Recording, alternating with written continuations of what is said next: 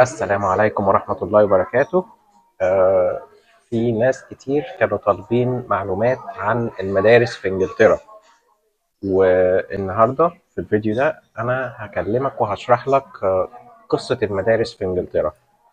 في ناس كتير بيقولوا إن هم جايين إنجلترا ومعاهم أطفال صغيرين في مراحل مختلفة من التعليم، أو حتى لسه ما بدأوش أصلا يخشوا مدارس ومحتاجين يعرفوا شوية معلومات. وفي ناس موجودين هنا وعيالهم هيبدأوا يخشوا مدارس برضو محتاجين يعرفوا شوية معلومات. فتعالى معايا أعرفك قصة المدارس كلها هنا في إنجلترا من البداية للنهاية.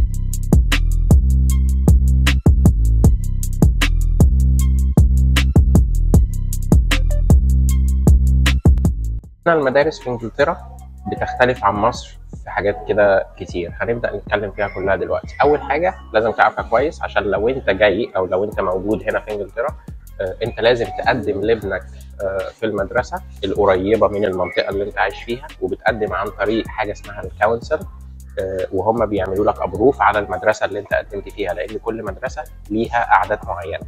المهم إنك لازم تقدم من شهر 4 علشان ابنك يخش المدرسة في شهر 9.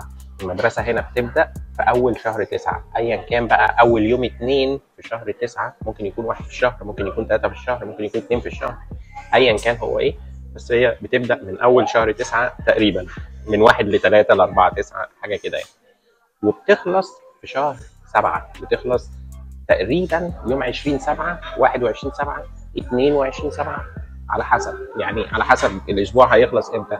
بس هو اول 3 اسابيع في شهر 7 انت لسه في المدرسه، وبعد كده بتاخد اجازه الصيف اللي هي اخر اسبوع في شهر 7، شهر 8، وبعدين ترجع المدرسه تاني في 9. السنه الدراسيه هنا تقريبا 11 شهر. طيب دلوقتي لو تعالى نبدا من الاول خالص كده، انت عندك ولد او بنت صغير لسه بادئ، يعني تم 2 او تم 3 سنين. تعالى نبدا من اول تم 3 سنين خلاص، يعني عايز بقى تقدم له عشان يبدا يروح الحضانه اللي هي اسمها نيرسري.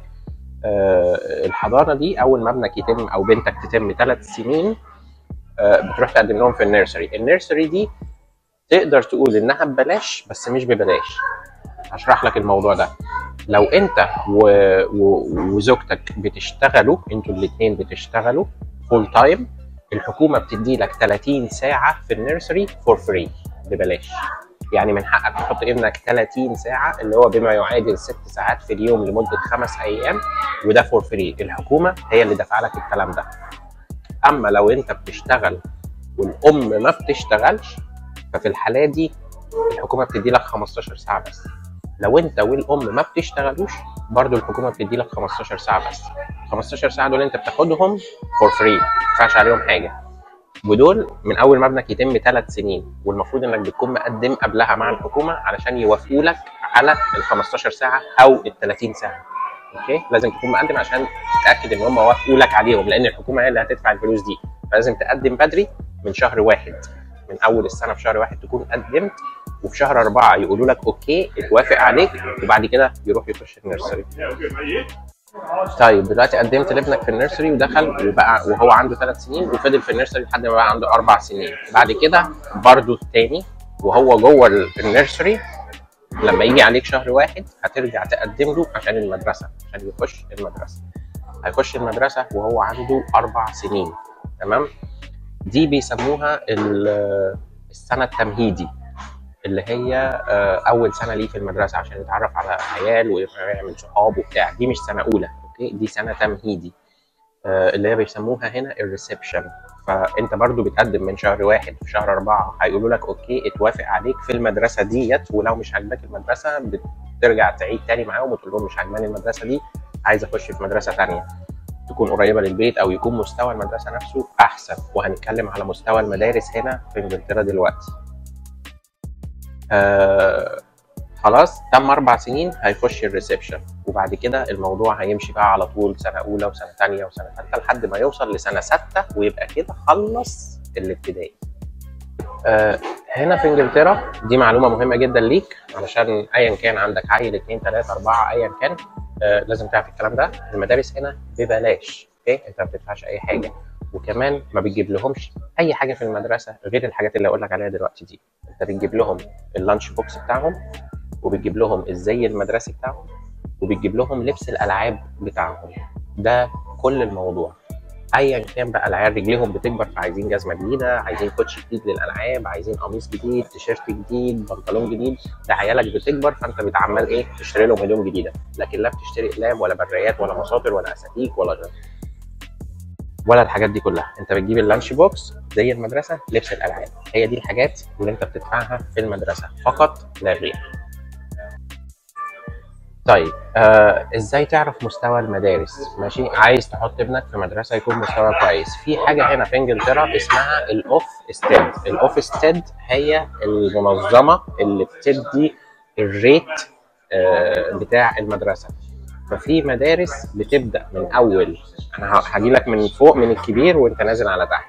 فانت لما تخش على الانترنت هتخش على الموقع بتاع الاوف ستيد، هتكتب اسم المدرسه اللي انت عايز ابنك يروحها او القريبه من البيت عندك، هيطلع لك المستوى بتاعها، يا اما المستوى دوت اوت ستاندنج اللي هو احسن حاجه، توب التوب، تعرف ان ابنك في اعلى مدرسه اوت ستاندنج. الريت اللي بعدها الليفل الاقل شويه اللي هي جود، يعني المدرسه حلوه ما فيهاش اي حاجه.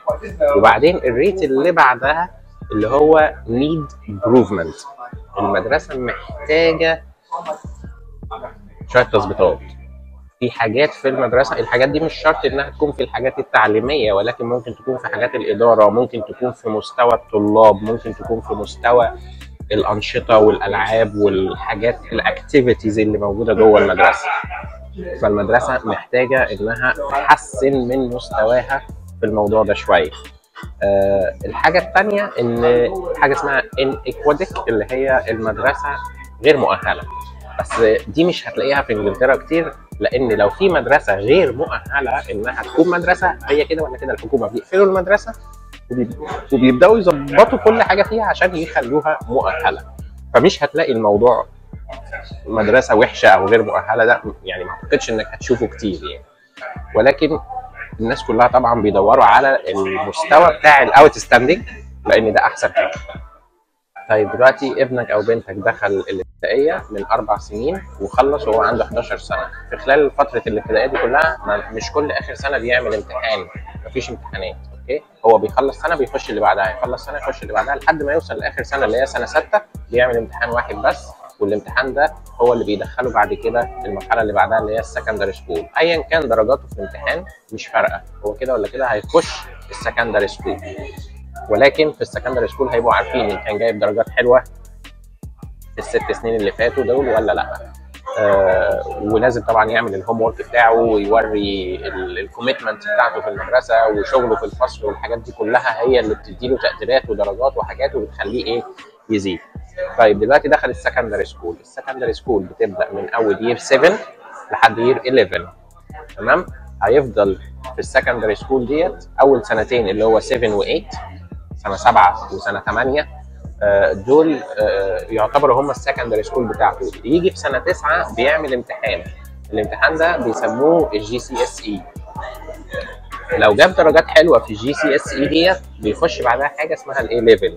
الاي ليفل ده بيعتمد على الدرجات اللي هو جابها في الGCSE.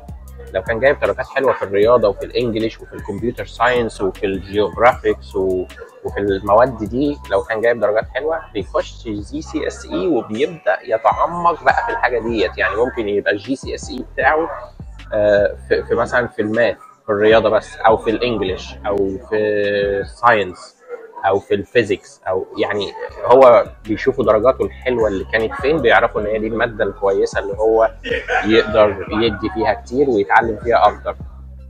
بعد ما تخلص GCSE بعدها بتتنقل على المرحله اللي هي بقى يعني تقدر تقول الفاينل في الموضوع ده كله. طيب دلوقتي انت الاي ليفل بتاعك هو اللي هيحدد لك بعد كده هتخش جامعه ولا هتخش كوليدج. ايه الفرق بين الجامعه والكوليدج؟ احنا عندنا في مصر الجامعه جواها كوليدج، كليات صغيره. الموضوع ده يختلف هنا تماما. هنا كلمه كوليدج هي بالظبط بتساوي كده اللي هم تعليم متوسط باللي احنا نعرفه في الدول العربيه او في مصر بالاخص، اللي هو معاه معهد او معاه دبلوم او معاه حاجات زي كده. ده التعليم المتوسط. هم دول هنا اللي بيبقوا خريجين كوليدج، وبتختار الحاجه اللي انت عايز تدرسها وتروح تدرسها في الكوليدج. مدتها بتبقى سنتين مثلا او كده. دي بقى انت بتدفع عليها فلوس، والفلوس ديت انت ممكن تاخدها من الحكومه كقرض لو انت معاك الجنسيه البريطانيه والباسبور الانجليزي، وبعدين بتدفعها تاني لما تبدا تشتغل على حسب مرتبك اللي انت بتقبضه. بيبداوا يخصموا منك شويه حاجات بسيطه يعني. طيب بعد كده لو عايز تكمل وتخش اليونيفرسيتي بقى، ده موضوع تاني، بس ممكن نعمل له حلقه لوحده ونتكلم بقى ايه في الجامعات واليونيفرسيتيز والحاجات دي كلها وانواع الجامعات واماكنها وحاجات كتير ممكن نتكلم فيها، بس مش عايز ادخلكم في فيديو طويل قوي يعني. الكلام اللي انا قلته لك ده هو اختصار سريع عن المدارس. ولو عندك عيال صغيرين وكل ما بيكبروا كل ما الموضوع معاك بيتحسن اكتر واحسن، وبتبدا تفهم حاجات كتير. انا بالنسبه لي انا اتعلمت في مصر واتعلمت من زمان، والمدارس عندنا كانت حاجه ثانيه. يعني احنا كان عندنا انتوا عارفين بقى الاستاذ سيد والابله عفاف والناس دول، ما كانش عندنا اي انشطه، ما كانش عندنا اي حاجه. انت لو كان عندك موهبه وانت صغير، سواء مثلا بتحب المزيكا، بتحب الكوره، بتحب الكاراتيه، بتحب التنس، بتحب الباسكت بول، بتحب اي حاجه من الحاجات دي، المواهب دي كانت مش هقول لك بتدفن، لا ده كانوا بيحرقوها وبعدين يدفنوها يعني. فالحمد لله ان الواحد شايف عياله دلوقتي مواهبهم المدرسه بتنميها. حتى انا نفسي بستغرب لما اروح المدرسه والاقي الابله بتقول لبنتي مثلا، ولا بلاش كلمه الابله دي، خلينا نقول المس مثلا بتقول لي بسم الله ما شاء الله بنتك في الكتابه حلوه قوي، لدرجه ان بنتي اصلا كتبت موضوع والمدرسه اختاروا الموضوع بتاعها انه يبقى قصه هتنزل في كتب تبقى قصص للاطفال. انت متخيل؟ يعني اللي بنتي كتبته هينزل في كتب تبقى قصص للاطفال يقروه لمده سنين كتير جايه. فدي الموهبه عند بنتي، اللي هي بتعرف تكتب، بتعرف تالف، بتعرف تعمل حاجات كتير كده. انا كان عندي الموهبه دي وانا صغير، بس الحمد لله الحمد لله خالص يعني. بص نهوها انتهت. فده الفيديو بتاع النهارده. يا رب يكون الفيديو عجبك، ويا رب تكون استفدت من المعلومات. اللي عنده اي اسئله، اللي عنده اي استفسارات عن اي حاجه اسال. ولو عجبك الفيديو اعمل سبسكرايب، فعل الجرس، اشترك في القناه لو لسه ما اشتركتش، هيوصلك فيديوهات كتير تانية. ولو عايز تعرف حاجات عن الجامعات او عن اي مراحل دراسيه تانية او عن اي حاجه، اسال واكتب في الكومنتات وانا هعمل لك الفيديوهات اللي انت عايزها. واشوفكم على خير. سلام.